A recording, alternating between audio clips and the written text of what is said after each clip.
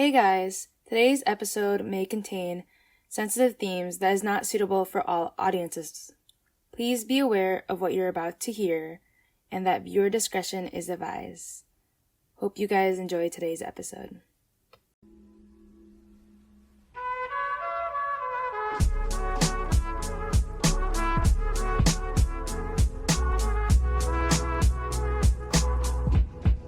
Why the niggas ain't scared?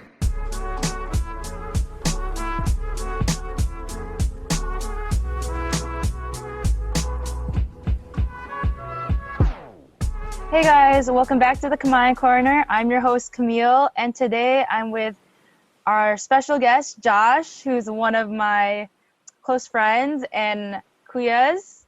So today's episode is going to be a little more serious than our last few episodes. Today it'll also just be me and Josh. Elisa will not be present, unfortunately, but if you want to hear from her again, just listen to next week's episodes or some of the old episodes. So, Josh? Hey everybody. Today I guess we're going to be talking about something pretty sensitive, and I just want to give a quick disclaimer about everything that we're going to be discussing. So before we get started, I just want to say that we are talking about a very sensitive subject. It may be triggering for some individuals to hear. So please, if you do not want to listen to this discussion on sexual assault, please feel free to stop listening. I'd also like to say that if you are a victim of sexual assault and abuse, please do not be afraid to speak up about it. The National Sexual Assault Hotline is 800-656-HOPE. That's 800-656-HOPE. If you call this number, you'll be connected to your local RAIN affiliate organization, which will be able to provide you with a wide range of help and resources. It's completely safe and confidential. So I am by no means an expert on this topic. I'm merely just here to recount my experiences and personal research. So some things I may say may not necessarily be correct, whatever correct may mean in this context. I simply want to share my story to help others in similar situations and help spread awareness for this problem. If you'd like to, I'd like to apologize in advance if anything I say may be offensive or incorrect. And if it is, please tell me. This is a very sensitive topic, and I want to be as correct, accurate, and considerate as possible. All right. Thank you, Josh, for that warning. So we're going to start off talking about some general information about sexual assault and what it can look like for if you just are unaware or unsure of what some things can be, because I know there are some actions that you might be like iffy on. So the first thing I'd really like to point out, you hear it all the time, but you never really actually think about it until it happens to you, that it's always the person or someone who is very close to you. You always think it's just going to be some like random individual that you just meet at a party in college or something, or just you see down on the street in the middle of the night. No, it's always someone who is close to you.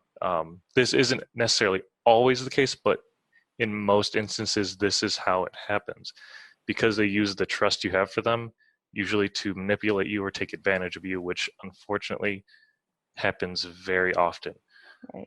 One thing I would like to point out with my situation, though, you don't often hear about it, with the roles being flipped.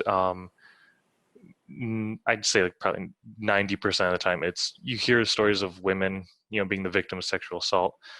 Not to downplay on that, but there are more than a handful of men that are a victim as well. But the thing is, with men, there's this toxic masculinity associated with coming out and speaking up as well. So a lot of times it's just kind of overlooked or forgotten. Luckily, I had a very good support group, so that didn't happen with me, and I'm just really glad I can help get my story out. Right.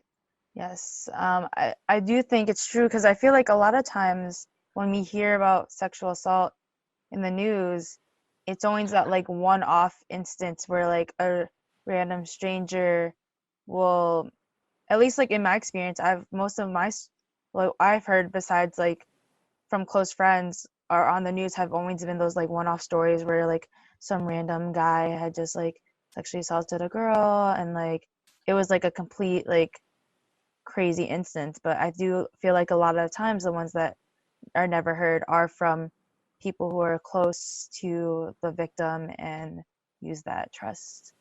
Exactly. It's because you trust the person, and a lot of the times you don't feel like you want to kind of out them because you're their friend, and you Right. care about them. Or even you try to justify their actions, maybe, where they're Exactly. in your head.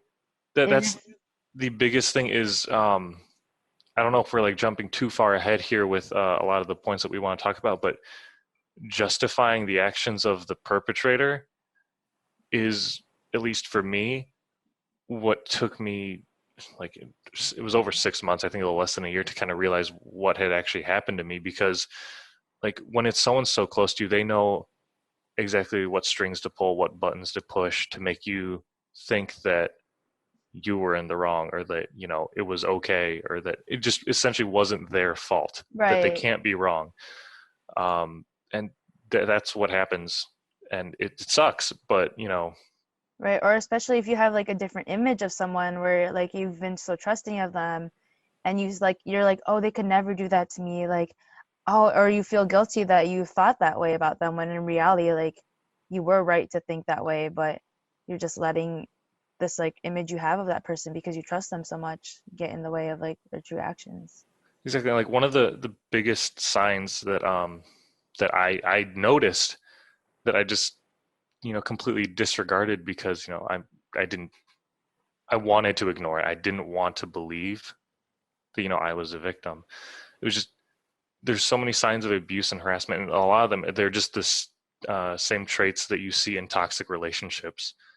Verbal, emotional abuse, gaslighting, that is a big one, Hmm. especially when it comes to trying to justify, what they did wrong, and you think that, and you try to call them out on it, and then they just completely tear you down, and you think, oh, no, they didn't do anything wrong. I'm just crazy. What am I thinking? And Or they you're just, like, you think you're just being paranoid because they just exactly, make you feel that way.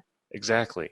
And because of that, you're always thinking that you're wrong and that they could never do anything bad. And then it continues into a bit of a cycle where, because you can't let them be wrong, or they won't let you think they're wrong or doing something bad, it just keeps happening. Right.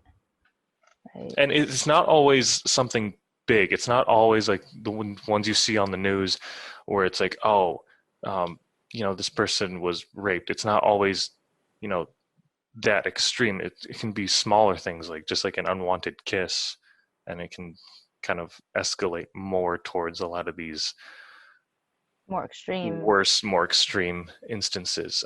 Like, so with me, a lot of it started out with these smaller things that, you know, it would just be something like me and my girlfriend at the time, we would be hanging out or something, or like I just had such a bad day. I just was not in the mood for anything. Like I didn't want to be touched. I just wanted to sit down and just kind of relax, just to kind of calm down from like a bad day or something.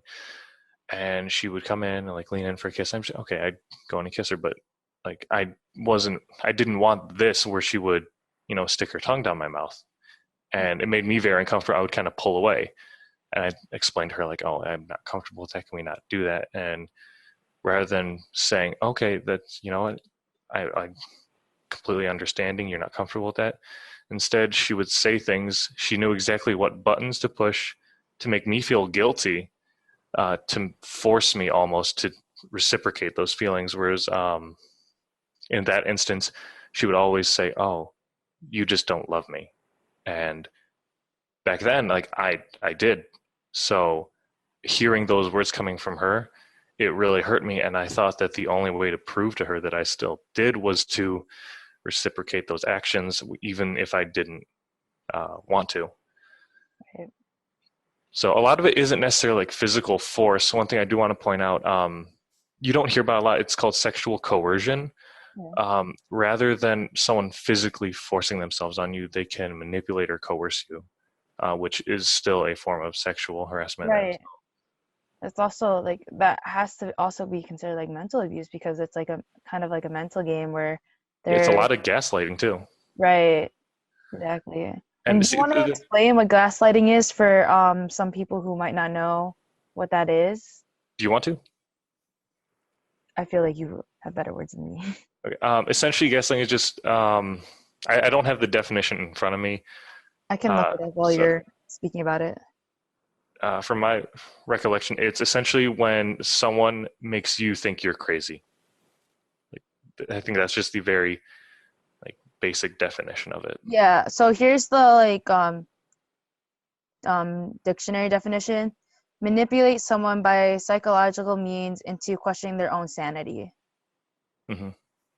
But yeah. And see that's the other thing I like to point out with me at the time. The girl I was dating, she was significantly physically smaller than me. So for her, this is of course like a tactic that you would see someone try to use to, you know, uh, gain what she wanted. Because I was probably too big to Right, she couldn't to like physically yeah, for try to her to force herself on. yeah, no, to give some context for those who don't know, Josh is like super tall. I'm six Um foot two, yeah, 6'2", and then the girl that he was dating at the time was like I think her she's like five something, like maybe like 5'6", maybe. yeah, 5'6", five I can't five remember. maybe. And like I remember her head would probably just like land at like about your heart. Yeah, right in my chest. Yeah. Yeah, so that's like the height comparison. And she was also super tiny, like so in terms of like physical strength, there's no way she would have been able to like force you. Well, actually, I mean, I mean, that, maybe this was definitely before I started working out. yeah, I was yeah. probably about 150 pounds when all this You were like happened. pretty scrawny at the time. Oh, absolutely. So she could have maybe if she really wanted to, but If she really tried, she probably could have. yeah, she probably could have, but I feel like the more safer and like less obvious tactic would be gaslighting for Absolutely. because I feel like a lot of the times, I mean, I guess do you think that she knew what she was doing? Or I or Part do of you me wants to say no.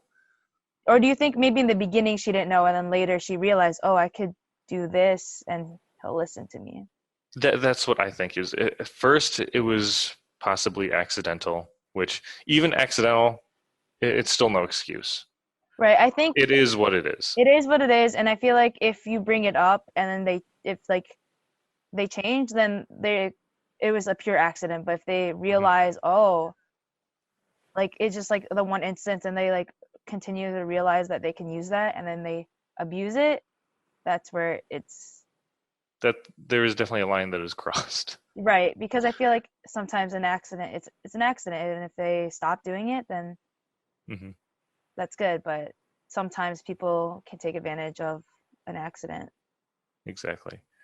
Um, I don't know. There was a lot more that happened too that I can't exactly recall because this was probably over the course of over 2 years. Right. No, because you guys dated for over 2 years, right? Yeah, I think it And was just shy then of 3 years, maybe two and a you were half. close. No, you were close to three because I remember you guys had celebrated your 2 year anniversary.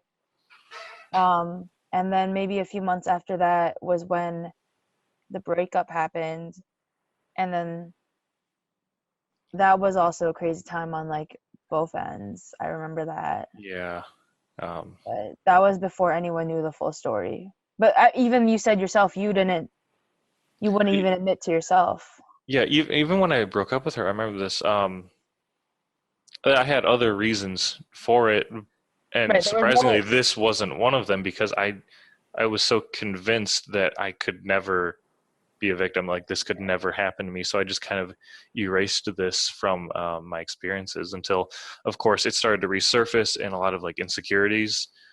right. And when I would try to get close to other people, and a lot of people suggested I go to therapy, which I did, and thank God I did. It helped me so much.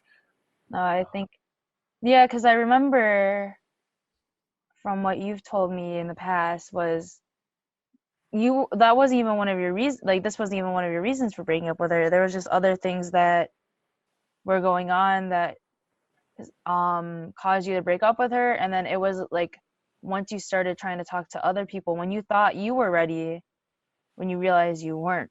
That's when everything really resurfaced, and I just had that moment where I was like, "Oh, this is not okay." Well, I mean, like sometimes it is that way because you don't even realize. I feel like sometimes you can't even realize because like you guys were together for almost 3 years, Hmm. and I'm assuming this started like maybe probably shortly after you guys got together, Um, or when would you like I'd say pinpoint? probably maybe after like the 6 month mark, I'd say. I feel like that's Because pretty of course, accurate. every relationship you always have The the honeymoon honeymoon phase, period. The right? I was gonna honeymoon say phase, it yeah. because I remember one time we talked about it, but you told me like, oh, it's from the beginning, but I was like, that can't be true. You guys probably like you got with her, so there was probably something that was good Hmm. when you first like were with her. But Yeah, yeah, I feel like 6 months is usually when you really start to settle into a relationship and like your true personality and how you act really starts to shine like through. yeah. But on the topic of dating, though, still, I do remember when I was when I moved on and I thought I was ready to, you know, uh, date somebody else. When things started to resurface, like because I didn't want to acknowledge it, and Hmm. I just tried to ignore everything. But there'd be these moments where it's just too much for me to ignore. Like it's there, and I have to do something about it. There'd be moments where the girl that I was dating afterwards, she would go to like hug me or just simply touch me, and I would flinch, like small but noticeable Right. because of my previous experiences. And I'll talk more about what else happened in a little bit, but I wanted to bring this up now because that's what led me to having to go to therapy. It was because it was I couldn't not or I couldn't ignore it anymore. It Right. was so It's so obvious, obvious. and I had to do something about it. And that's one thing. So I I never told my parents I went to therapy. Um, I mean, we did talk about that in our mental health episode about how Asian parents tend to not believe in it, but yeah, it's just you can't really rub vapor rub on that one. yeah, but yeah, it is what it is. And like we said in that last episode about mental health, just because your parents don't approve doesn't mean that you shouldn't try your best to help yourself. Hmm. Yeah, so I remember I went through therapy through our university because it was free, and my parents didn't Have to uh, know. have to know about it. You didn't have to Um, pay it for it I either. got very lucky with the therapist that You were assigned. I was assigned. She was very helpful. There was a moment though. The first few sessions were very basic, just to get to know me a little bit because we Right. only had an hour each time. Right. And then for her to kind of get a gif of like what she's about to work on, I guess. Did you say GIF? Yeah. I'm gonna ignore that. Um, I do remember maybe in like the third or fourth session when I really started to talk about my experiences, there was a moment where I was explaining to her all of the things that happened to me, and she like put her pen and notepad down on the table, and she's like, "Josh, I still have a hard time saying this. She's Josh, you were raped." And I looked at her, and I was like, "No, no, I wasn't." And she had to explain it to me because I still wasn't getting it. And she's like, "No, you were." And I remember like the moment it clicked, I just could not stop crying because it just so much like for almost a year at that point I just been ignoring it, and then it just all hit me. I'm like, oh no, like I don't know how, like looking back is like how did I ignore it for that long? I guess everyone deals with trauma differently, and I know people say this like even like some of my friends are like, "Oh, if I was raped, I would go to someone right away," but you never know how you're going to react in that kind of situation. And I guess for you, especially cuz you were dating that person at the time, Yeah, the best thing for like you was just to ignore it. and this was like 7 months 6 months before we even broke up too, so like I was justifying it for that long on top of however long I waited until after the breakup to go to therapy. Right. It was actually so just I want to give another warning real quick. I'm going to go in a little bit of detail here. about this. Not too much, just for my own sanity. But But probably just be enough that warned. could be, if you are sensitive, you may want to click off or stop the episode here. So we went on a trip with a few of our friends. Went to Ireland and the UK. This was like right before school started. A nice way to end summer vacation. Right. And we went. Of course, like I was excited. I get to go spend like 2 weeks with my girlfriend and a bunch of my really close friends. I And was then really like a looking foreign forward to it. country. Exactly. It's like no parents. We can just kind of do what we want. Exactly, and see new sites outside of Michigan.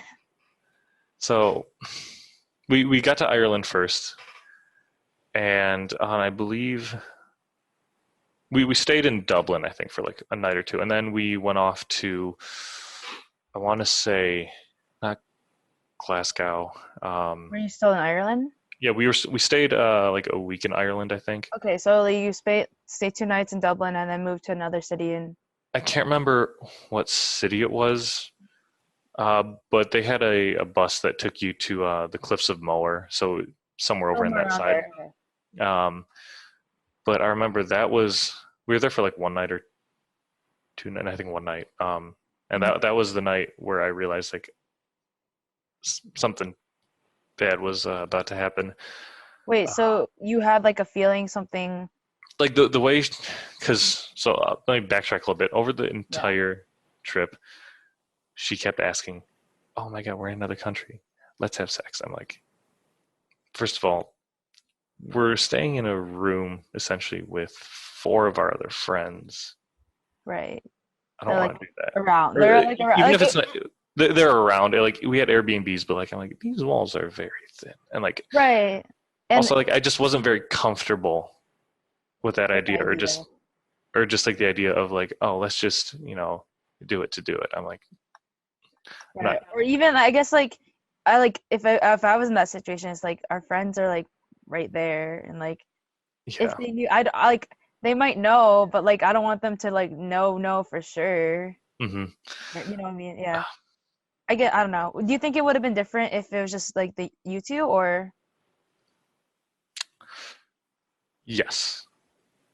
So yeah, so you were Because like, then at least in this instance, I had a reason that she could at least try to understand for why I didn't want to. If it wasn't for our other friends being there, I don't know maybe, what I would have used as an excuse. right? Regardless, the excuse didn't work. Right. Because the way she did is just she kept wearing me down, constantly asking after I say no, or saying things like, "Oh, you don't love me," or "You don't care about like me," and that. things like that. I remember there was one night we were in bed, and she asked me again. I'm like, "No, I really don't want to," and she said, "Fine," like just really angry, and like she was just done with it, and then she just went to bed. And like I tried to talk to her, and she did not say a word to me for the next few hours. And for me that really hurt, and I remember I started to like tear up a little bit, and I was really upset, and so I cried a little bit. And she turned over in the middle of the night when I was crying, and she said, "Can you shut up?" and then went back to bed. And I'm like, okay, that's Wow. not how this is supposed to go. I like remember you, like I vaguely remember this, but like not really, and it's like still as shocking as probably the first time you told me. I know, and it just goes to show like how little she probably cared about me, and compared to the things she wanted. Right. Because I'm sure she probably cared for you, because to give context, I was friends with both parties prior to knowing what happened, and like when she talked to me, like she really did like you, but I think her wants overpower that at times. Mm-hmm. Absolutely. But I digress a little bit here. Um, as the trip went on, though, things got worse, more consistent with I wouldn't say begging, but like asking and Right, just like trying to convince me. And eventually, where was this one? I want to say this one was in London, maybe. You guys already had left, like, so it was after your week in Yeah. Ireland. So it's Oh been, wait, no. This is when we were in uh over by the cliffs of Moher, actually. So everything that I just explained to you was in the first 2 nights. so um, 2 nights, and all this had already happened. So yep. you're Then we get hiking. to the cliffs of Moher area, Mhm. and again, she's still angry, and she just keeps pestering. And eventually, I cave. But I, for 3 days at this point, I had been saying no Right. to any sane person. One no would be enough. Maybe two. But Because, sometimes, mm, I don't know. no, one should. You should never have One to say should be more than right, one. but I feel like sometimes it takes two for people to stop. Unfortunately, probably. Unfortunately, I feel like more like as much as we want to believe that one no should be enough, sometimes it shouldn't go past single digit numbers Yeah. for a same Uh, person. but anyway, so most people, one or two no's. It took 3 days of consistent no's, and she still didn't get it. And she kept making me feel so guilty and like I owed her something that I caved. And of course, we had sex, and I felt, horrible. I felt disgusting. It felt so wrong. It was unpleasant. And when I was done and she left and like she went to go downstairs to be with our friends, and I like, give me a minute, I'm gonna change. And I remember I just laid in bed and I cried again for like another hour or two, and I fell asleep because I didn't want to go downstairs and see anybody anymore. Um, but yeah, that was on like the third night for a 2 week long trip. So that wasn't a great start to this.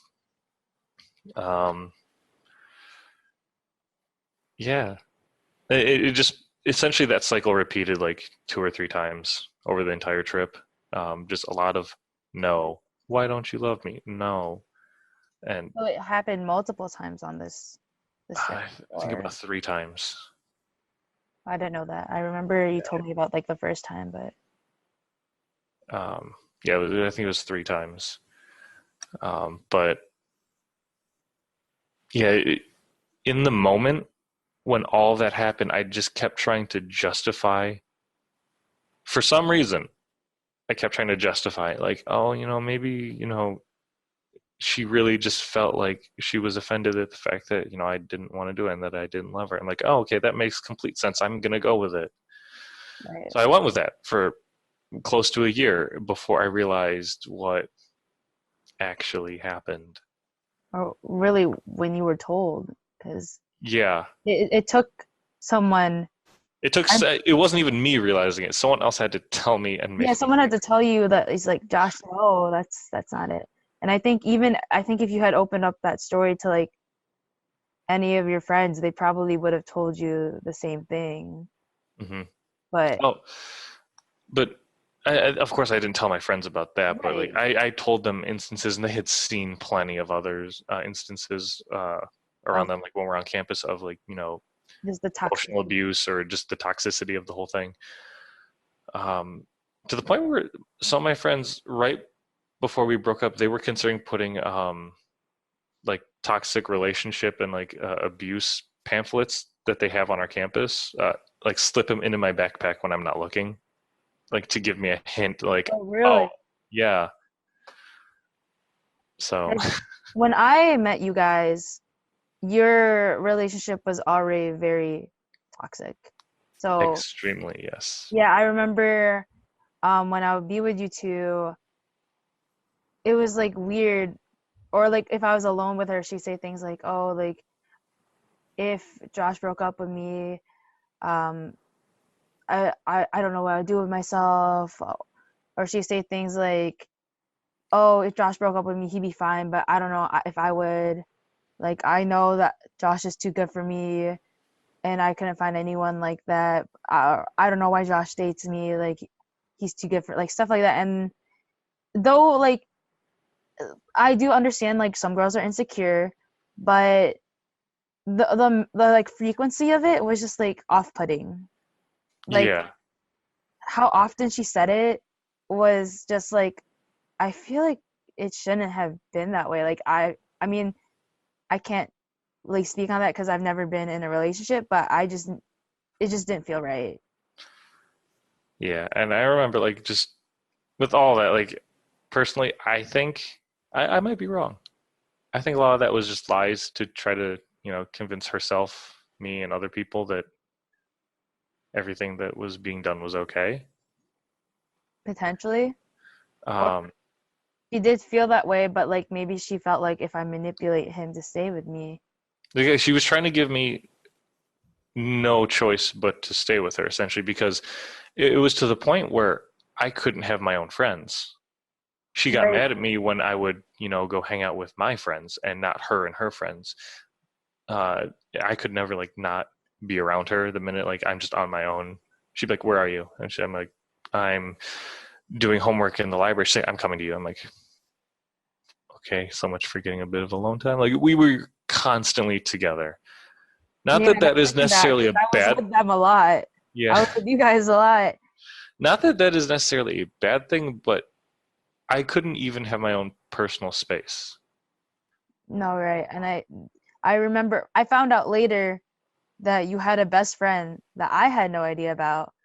And it was crazy to me because I was like, I hung out with you like all the time. How do I not know about this person? And everyone else did.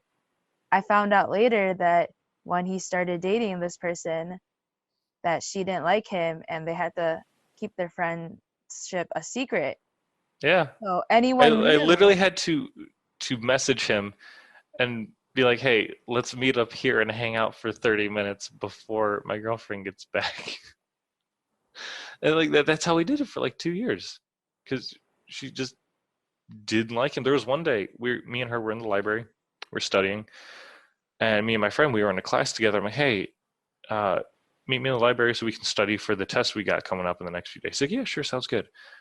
He comes over, he sits down at the table with us, and she looks up, sees him, looks at me. She lets out like this, like she sounds like disgusted. She's like, "Ugh," and she's like, "I'm leaving. I'll see you next week." And then she just left. And then she one of my other friends was with us too, and she's like, I'm not gonna say names, but she's like, No, "You come with me," and he's like, "Okay." I'm like, "These are my friends. You don't even like them. Why is he going with you?" But like, I just felt so bad because like she didn't message me back or anything. This was like in the middle of the week, and she said, "I will see you next week." I mean, she was going to be ignoring me for at least like 4 or 5 days, right. and like I was freaking out so much. Like I ran to the parking structure trying to catch her before she left. Um, it was a whole mess of things. Right, especially because you were just trying to study. Exactly. Like he just happened to be in your class. Like I understand not liking someone, but if you're just trying to study for a class, I feel like Hmm. shouldn't. It's not like you were constantly hanging out with him over her. It was just that one Yeah. instance for a class. Uh, but like there were so many things with like just me not being able to have my own friends and my own freedom that looking back at it, she was trying to limit me so much as to like put me in a space where I couldn't leave her. And that's what happens in toxic relationships, whereas you're given no choice but to stay with them. Because if this went on for any longer, like after we graduate and everything, and like I lose contact with a lot of the friends that I would see every day, You would just be I her. would be starting a new point in my life with only her and no one else. And if that happened, I guarantee I wouldn't have anyone outside of her. So leaving wouldn't really be an option anymore for me. Or she would only pick certain people who could be in your life. Hmm. People that benefit her. I, and it's not Right. like, "Oh, you like this person, you guys be friends." Not that someone else should ever dictate who you're friends with, but But like it would have come to that point if exactly. if you didn't realize. Because I remember speaking back on your breakup, I remember you told me that you were planning to wait to break up with her. So Yes. to give some context for listeners, around the time that Josh broke up with this person, it was the end of the school year. We had just had our last club meeting, and mind you, I think this is like maybe 2 or 3 weeks before school ends. So It was yeah, like 2 weeks right before finals. yeah, maybe like 2 weeks. Like we had 2 weeks of like classes, and then finals were about to start. And I believe you said you were trying to wait till after finals to break up with her, Hmm. right? Cause which is a bold thing to do, because granted, breakups are hard for either party, Yeah, so but I like you said, I wanted to wait until after finals, but as things progressed, I realized like, oh, I can't really hide this from her because like she's gonna notice something's up and she's gonna start prying, and then I'm gonna have to say it, and it's just gonna make the whole situation worse. So, and there was just to the point where I was so stressed and anxious about the whole situation, having to wait an additional like 2 or 3 weeks, that I got sick. Like I started throwing up, and I'm like, oh, I physically cannot wait. So I had to do it the next day. yeah, because I Uh, remember that trip.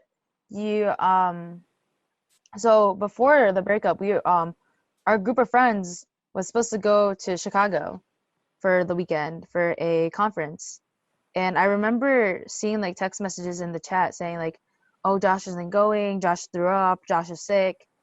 And like everyone was concerned because we were like what happened? You were feeling you like when we saw you, you looked fine. Obviously, you probably weren't, but mhm. to us, we were like, "Oh, he was fine like just a few days ago." Like, and like he wasn't like catching a fever or anything. So I remember like that time everyone was just like super concerned, but no one knew what was going on.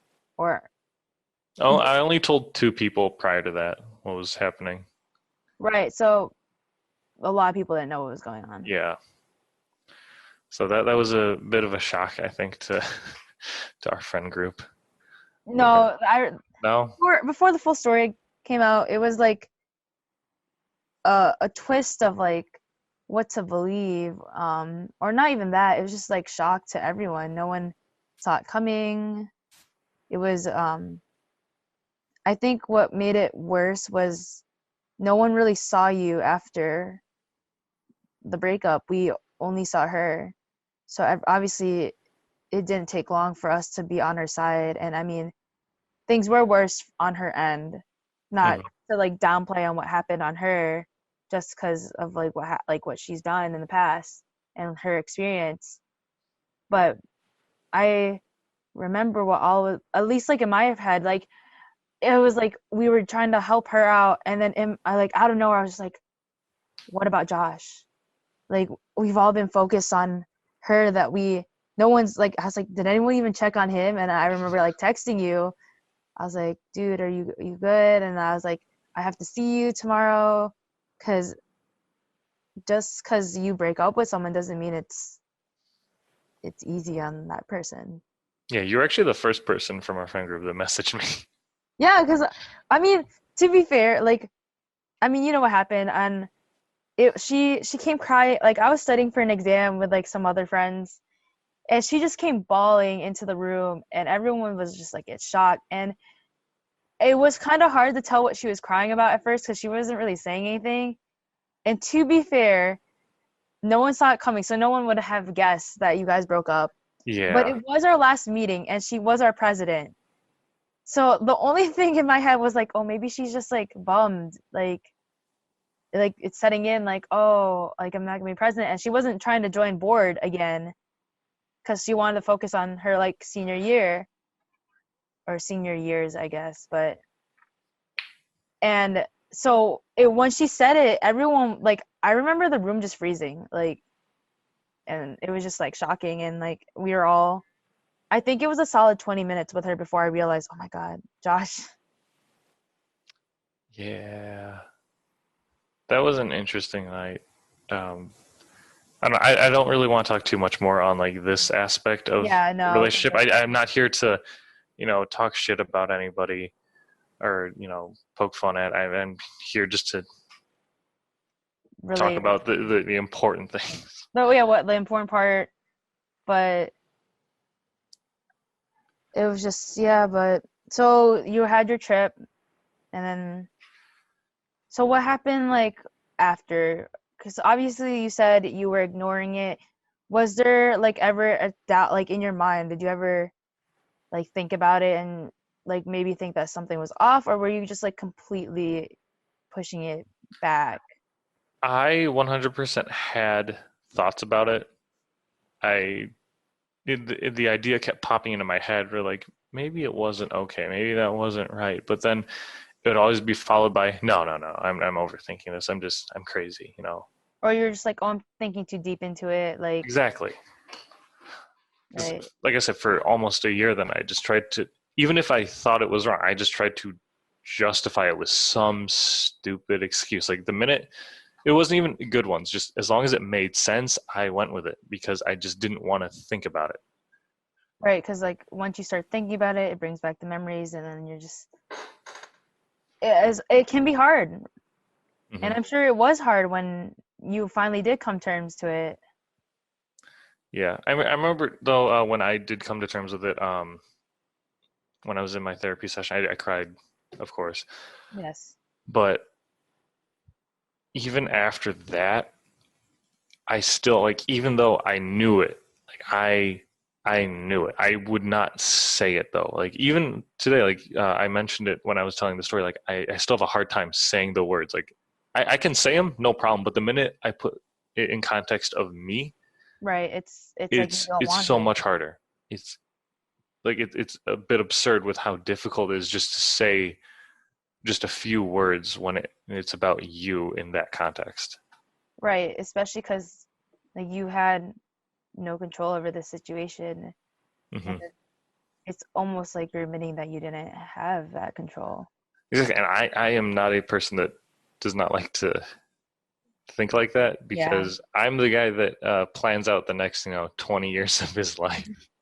And the minute something goes wrong, I will flip.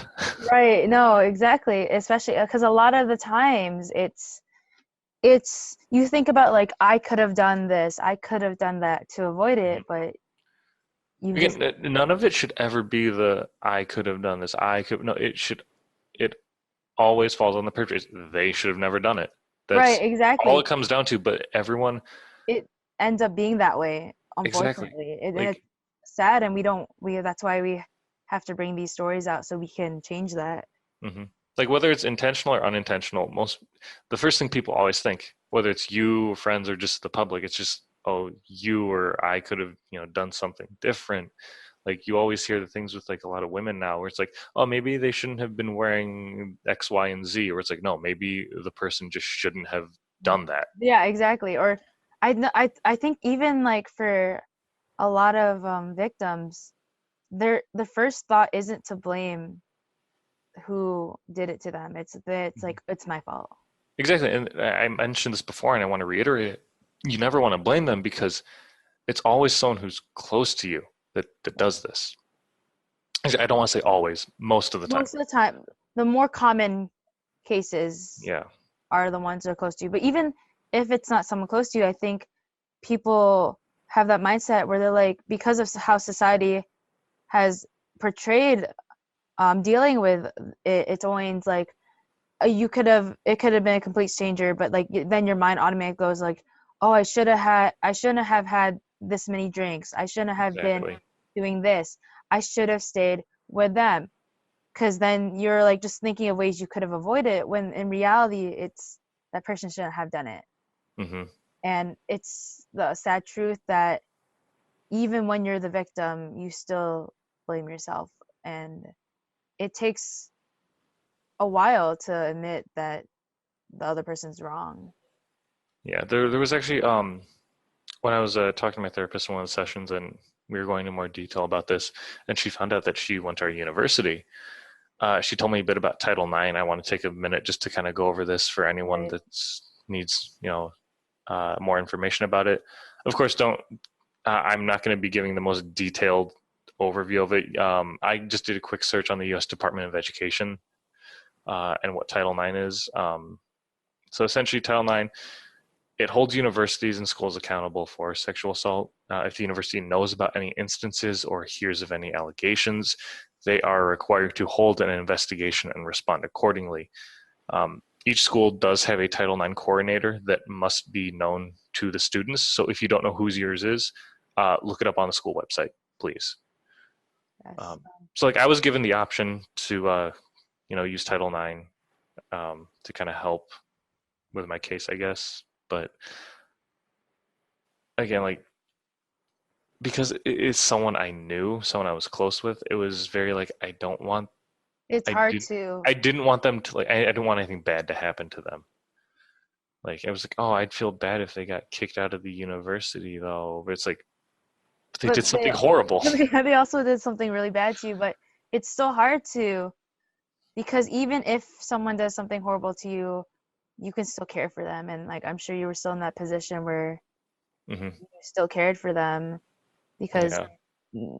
not everything was horrible. Like I feel like a lot of. There were good moments in the Right, relationship, I will admit, exactly. but in situations like this, you start those few highs where it's like 90% of the time it's just bad, it's lows, but the 10% of the time where you have fun and you're happy and you, It sticks. it's almost euphoric, you start to look forward to that and use an excuse You're to like, stay oh, in it. I'm just like, it's only gonna be like this for so long. Like And then once, I'll be happy for a few days and then, I'll go back, but then I'll be happy again later yeah, on. but I'll be happy. Like you make these excuses because you're like, and I know for you specifically, this was your first relationship, right? Or No, no. no? I wait, no, I think that This is was, my first very serious yeah, first, relationship. sorry, first Yeah, serious relationship. So you had no frame of reference of how things exactly. did I should just have been. and another thing with me though, there was another reason for like why I try to stick with it for so long.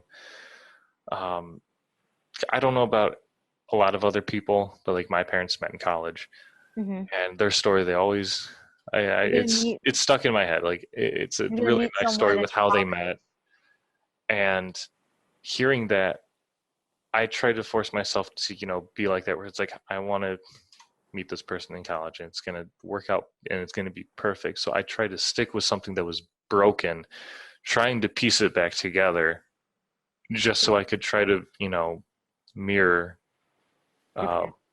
exactly. And of course, once something's broken, you can't fix it. Yeah, you really can't. Yeah, I think that's like another thing, where it's nowadays it's like how people get in relationships are so different. Back Hmm. then, it was one, people didn't live as long, so you had to start looking a lot earlier because you knew that like life expectancy was like way lower, so you're getting married earlier. People are starting How far back are we talking? I'm just saying, like in general, because like I feel Okay. like not our parents' age, but I, probably I our was I was thinking grandparents' back to age. like our parents' generation. I'm like, I don't But think like, the but I like, don't think the life expectancy increased that much over the last 30 years. I feel like well, at least with our grandparents, and I feel like that idea sticks because it's like a timeless romantic story that we Hmm. hear as kids, and or even like with our parents, sometimes it can be that way, Yeah. especially because our parents came from the Philippines, so I feel like for them, Hmm. it's how dating happens in the Philippines versus here in the US is completely different. I feel like they're looking a lot earlier too. Yeah. I don't know, just thinking about like how dating is now too. Just everything's online and it's a little weird. Well, I mean, especially with the current climate where Yeah, no one can see each other, I it's kind of forced to be online. don't know. It's I still think it's weird, Mm. even though I'm doing it. That's just today's generation, baby. Hmm. But no, it's changed so much. So I guess like for you, it was like, oh, because that's how my parents did. That's how it has to be done. Exactly.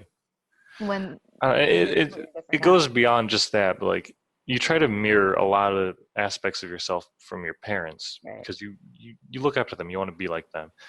And They're like someone you've seen in a good light for so long. hmm so like it's not a bad thing, but like don't don't force it. Just let it be. Right. If you Let if you things run their course. If things don't work out, don't stick with it. Don't force it to work because forcing something to work is never going to work. Okay, so now that we've talked about like how like for you at least you were able to get yourself out of the situation. So what happens if someone is in a position where they can't get themselves out of like that relationship or that, so what should we do to help those people? If it's a friend or someone you know, and they're second, you know, they won't speak up for themselves, reach out, talk to them, you know, ask questions, see if they're all right. Because even if they aren't, but you just think they are, it's better be safe than sorry. And just it's an accidental, awkward conversation about something that isn't happening, or you know, you could be saving their lives. Right, You know. exactly. I remember one of our friends who worked in like this kind of stuff said if you think something's going on with a person or even not, just asking a simple question like are you okay, without like like I know a lot of people could be worried like, oh, I don't want to pry in their like business, that's on them. But if you just, oh, sometimes just saying like are you okay can open up the option for them to say it Hmm. and feel comfortable enough to start talking about it. You don't even have to say like, oh, I noticed you and so and so are having issues, but just asking, are you okay, can lead them to start talking about. Yeah. Oh, there's another thing too. So, of course, a lot of my friends saw a lot of the issues that we were having in our relationship and things that were going wrong. And my best friend, he has this mindset where I don't blame him. He's unfortunately lost a few friends because this, where he is given his opinion, his thoughts on people's relationships, and like, you know, why they should break up because it's obviously not good. And people get offended. They don't like hearing the criticism, so they're not friends anymore. And then a few weeks, few months, a year goes by, and they're like, oh, he was right. And then, you know, the relationship ends. But at that point, you've already done it, and you guys aren't friends anymore. Um, don't If you care about somebody, if you are their friend, don't let that deter you from, you know, trying to help them get out of something as toxic as something like this. Right, I guess a friendship, it's a small price to pay for, you know, saving someone's sanity in their lives. right. Or even if it comes down where like you're constantly telling them and they choose to ignore you, but you're still planting that seed in their mind. So you start Or you can just do what my friends almost did. Just when I'm not looking, just put you know, mental subtle, health and the sexual harassment and abuse pamphlets in their backpack. or It, just it, like, yeah, oh, bring like sorry. small things like that, because then I feel like it's just again planting the seed in their head, and then they start thinking about it, and then they're like, Just any little thing will help. It's better to do something than nothing, right, especially in situations like this. Because a lot of the times too, where if it's like me, and you ask, "Hey, are you okay?" and they're just so deep into, you know, the toxicity, and they don't think there is anything wrong, they're not going to say anything. right. You have to assess the situation per Hmm. situation. So if they don't think anything's wrong, and everyone sees that something's wrong, you have to start bringing it up somehow instead of just asking like, hey, are you okay? Because they won't tell you anything because they don't think anything's wrong. But I mean, some people do know something's wrong, but they're just too scared or too afraid to do something about it. And then you can help those people, give them the encouragement they need to get out of it. Hmm. Yeah, I don't know, but like you said, like every situation is different. A lot of things that I said that we talked about, they aren't going to apply to every situation, to every Right. relationship. Um, so just everyone listening, just look out for your friends, look out for yourselves, um, and just be careful. Right. And then again, I'd just like to reiterate the National Sexual Assault Hotline is 800-656-HOPE. Again, if you call them, you'll be connected to a local RAIN affiliated organization, and they will provide you with a wide variety of help and resources. It is completely confidential. So you can just be you can have someone you just want to confide in and talk to, or they can help get you in contact with local authorities, and like they can help educate you on different laws and to help better your situation. Right. And we will also be including a list of resources in the show notes. So you can, this number will be in the show notes, but we will also include other resources that you can go to help yourself or a friend. And please share this episode with as many people, because at the end of the day, the most important thing is getting these stories out there and helping others learn from our experiences, so that way they will know what to do or know how to help someone in similar situations. Mm-hmm. But not a nice topic to have to be talking about, but it has to be done. Yes, a very important topic to be talked about, because and then is as much as we want to have the fun stuff on the show, we it's important to talk about what's real and what's important, and this is very important. Is unfortunately very real and very important. Yeah, very real, very serious, very scary too. But if we don't talk about it, then it's just gonna keep happening, or people won't be able to prevent it, and we don't want that. So like it is uncomfortably common with how much this occurs, especially in like college and university campuses. I can't remember the exact numbers. I remember I did take a gender roles course, and we talked about how common these instances are, and it is disturbingly so for women on university campuses, and it should not be like that. But right. The change starts with you. There we go. I'm just looking up the statistics now. It's 11.2% of all students experience rape or sexual assault through physical force, violence, or incapacitation. And so you said incapacitation. My mind heard that as decapitation. oh no, not that. That's incapacitation. Another. So college age women at risk. So all women. So based on this graphic I'm looking at right now, it says women, 18 to 24 college women are 3 times more at risk than like regular women. Oh, I want to say it was like 1 in 4 or something. 1 in 4 women on university campuses are likely to experience it. Yeah, that's like pretty on par with this graphic. Like 3 times more likely, and then not in college. Apparently, not in college is 4 times more likely. But that's still not good at all. And another thing I'd like to say real quick, even if this happened, if you did experience something like this, even if it was months, years ago, speak up about it. Yeah, it's never too late.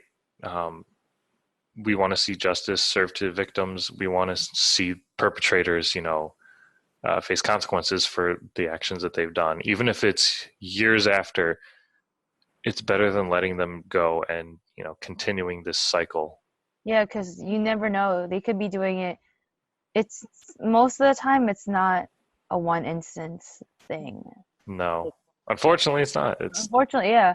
And even like in your case, the person you were with, this happened to someone before you, or we don't know if it was to that extent, but I'm not sure what the full story is. I have spoken with him about it.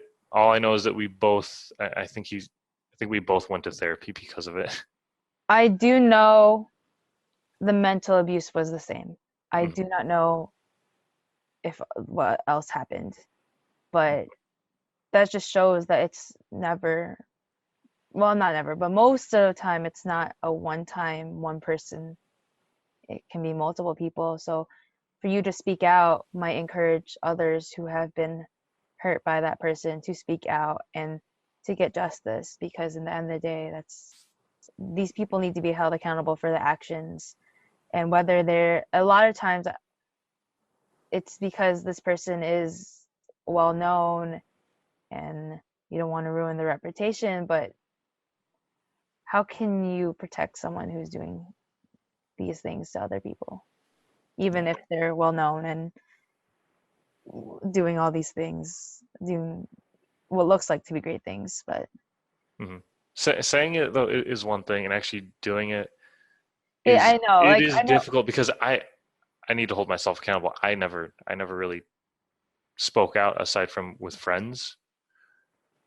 Um, so of course it I'm is not. hard, It is very difficult. It's not an easy thing to do, but especially because when you do that, you involve people that you're not comfortable with having them know the full story.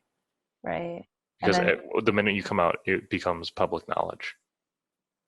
yes, especially if that person you're calling out is a very well-known person, Hmm. it it becomes everyone's business, but and it's hard to prepare yourself for that, to prepare to know that everyone's going to know your story, something that's so private and personal and deep within you, but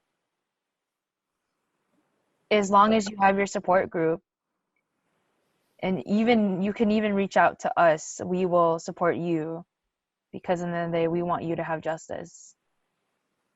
Hmm.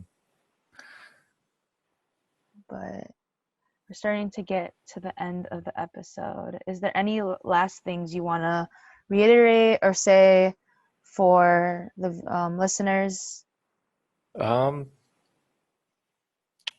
Again, I'll reiterate the National Sexual Assault Hotline number again, just one last time. It's 800-656-HOPE. And I know I mentioned the Title IX once during this episode. I just want to reiterate that again. And just a quick explanation. Title IX holds universities and schools accountable for sexual assault. If they know about it or hear of any instances or allegations, they are required to hold an investigation and respond accordingly. If your school does not, bring it up with local government officials. Each school has a Title IX coordinator that must be known to all students. And if you do not know yours, look them up, send the school an email, ask who it is. If they do not have one, they need to have one. They should have one.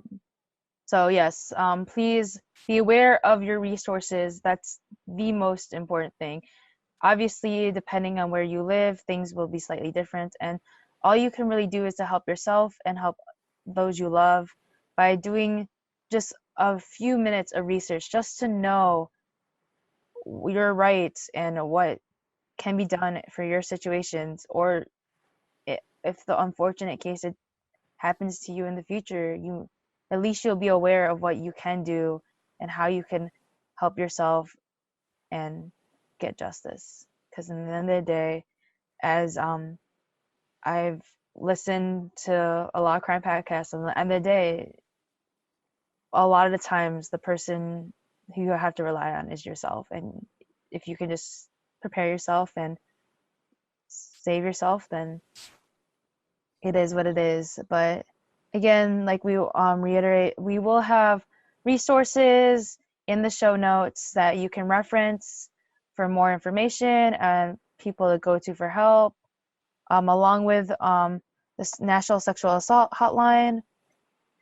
And please be safe. We cannot iterate that enough. But yeah, I think that's everything, right? All right.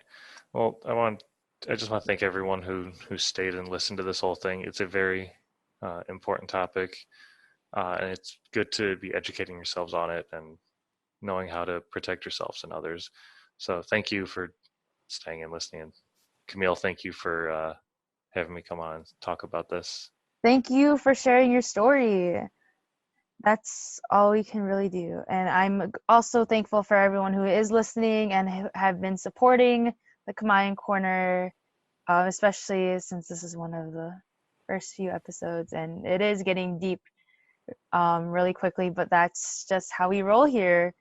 We're not, we don't shy from the dark stuff. But again, thank you for listening to this episode. If you enjoy the episode, please let us know. If you have any topics that you want us to cover, please let us know. Our socials are in the show notes. along with those resources, I cannot reiterate that enough. If you need those resources, please look at them. And I hope you guys will join us next week for another episode. So thank you all for joining, and I hope to hear from you guys soon.